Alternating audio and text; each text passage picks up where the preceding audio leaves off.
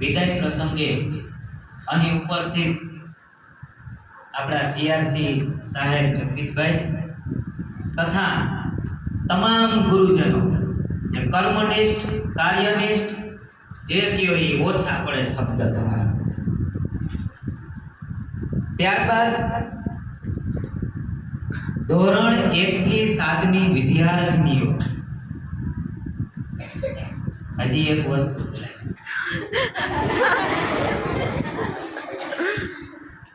તો કે પાયારૂપી શિક્ષણ મેળવી અને ઉચ્ચ શિક્ષણની ઇમારત ચણવા આગળ વધી રહેલી ધોરણ 8 ની વિદ્યાર્થીનીઓ જેના માટે આપણે આજે અહીંયા ભેગા થયા છે. જો આજે દિવસ થોડોક અઘરો તો છે પણ એમાં ટેન્શન લેવાની જરૂર નથી, કારણ કે સુખ અને દુઃખ બે સિક્કાની બે બાજુઓ છે. તેમ વસંત અને પાનખર, એવી જ રીતે તડકો અને છાંયો, અને તે જ રીતે પ્રવેશ અને વિદાય એ જીવનનો એક ભાગ છે.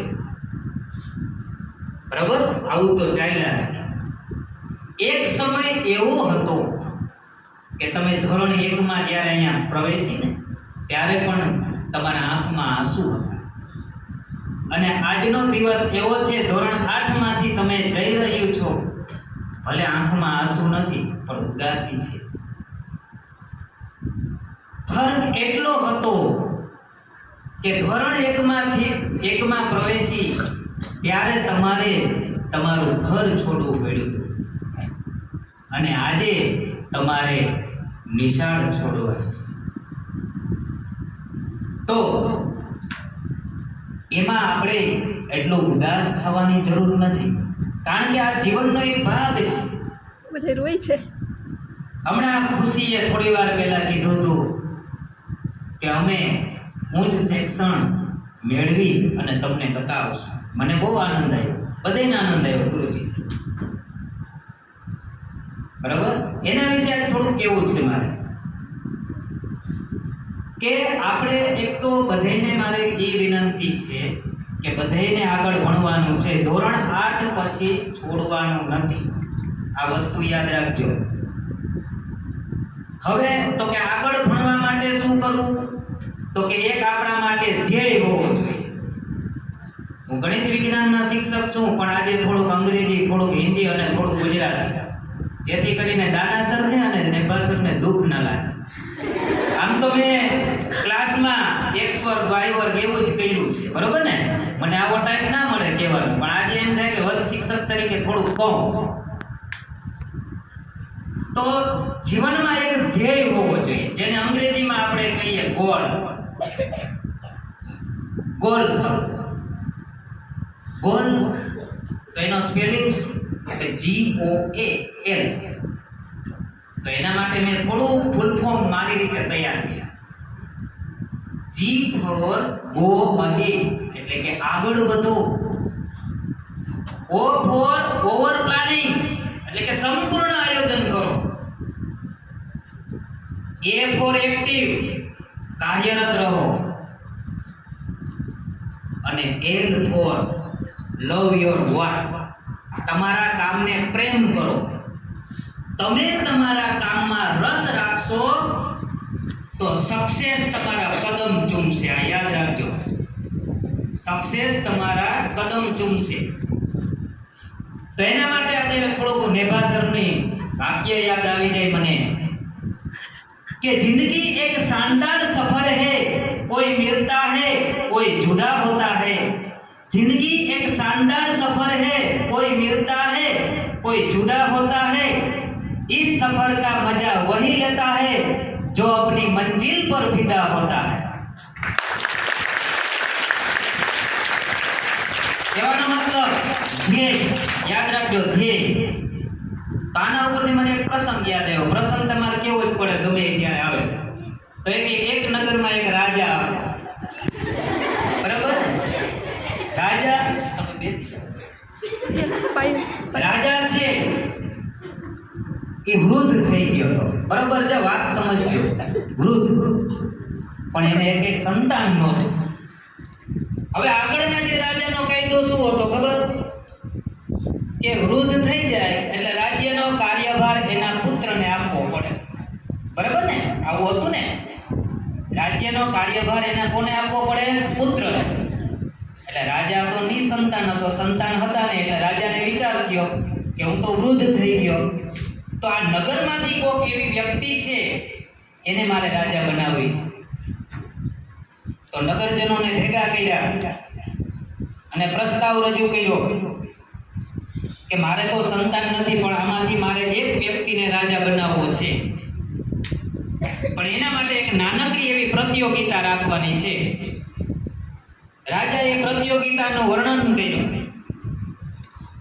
કે ભાઈ 2 કિલોમીટર દૂરના અંતરે દોડીને જવાનું, જે પહેલા પહોંચી જાય એ રાજા.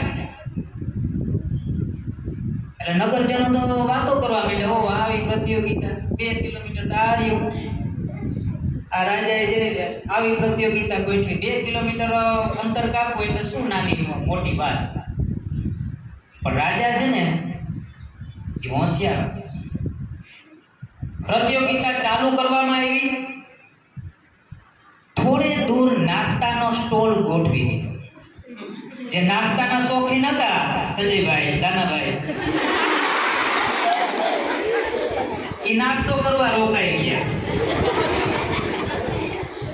હજીથી એમાં મેળ ના આવ્યો તો થોડે દૂર મીઠાઈનો સ્ટોલ રાખ્યો. દમયંતીબેન જે મીઠાઈના શોખીન હતા એ સ્ટોલ ઉપર રોકાઈ ગયા. હજી ઈ પછી તો કે થોડે દૂર ગયા તો દારૂનો સ્ટોલ રાખ્યો. કારણ કે જે વ્યસની હતા એ ત્યાં રોકાઈ ગયા. એનાથી થોડે દૂર ગયા તો ડીજે રાખવામાં આવ્યું. એટલે રાજાએ એકેય વસ્તુ બાકી નથી રાખી. ડીજે રાખ્યું તો જે રમવાના શોખીન હતા ત્યાં રોકાઈ ગયા.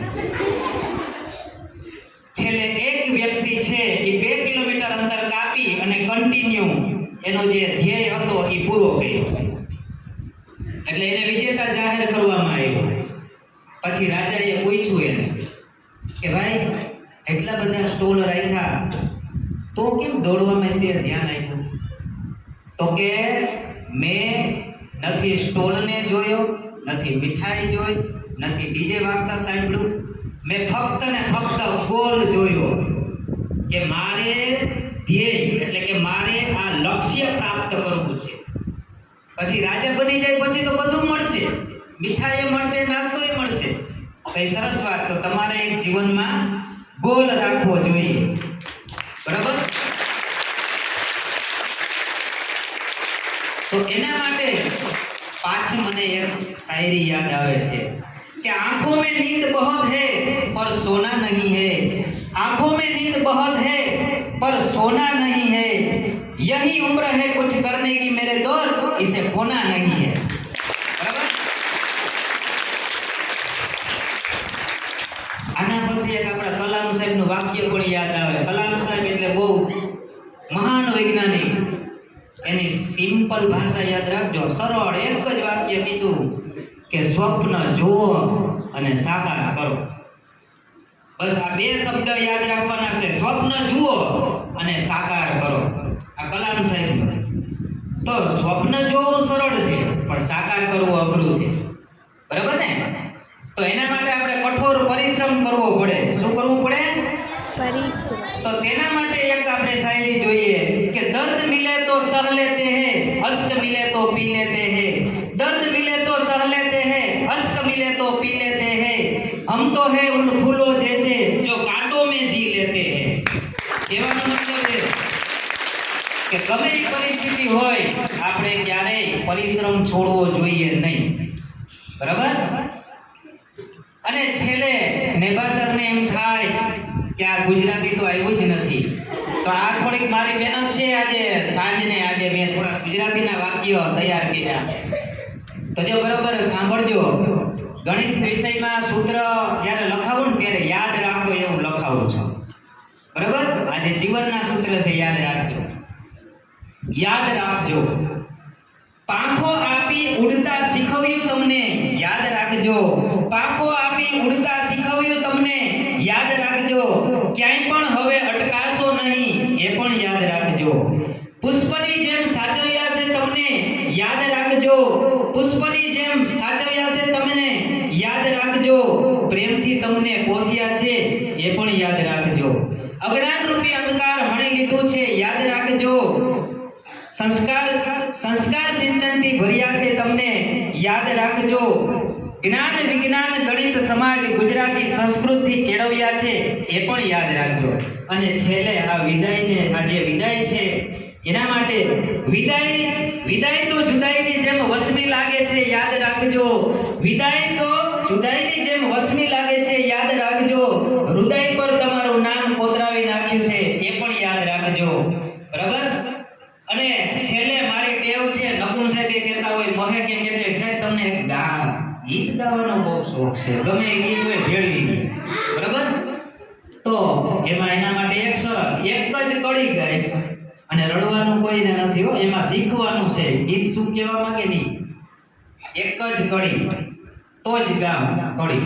બરાબર? પછી મારી વાણીને વીરમું. બરાબર? તો એના માટે વિદ્યાર્થીઓ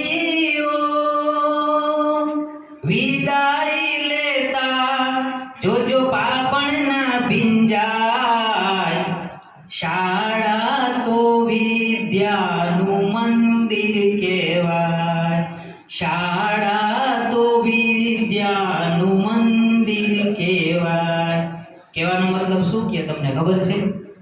કે આ જે ગુરુજનો છે ને, એ તમને જ્ઞાન રૂપી ધન આપ્યું છે. તમે ખાલી હાથ નથી જતા અહીંથી, યાદ રાખજો. એટલે રડવાનું નથી, પણ હસતું હસતું જવાનું છે. જય હિન્દ, જય ભારત, જય સરસ્વતી.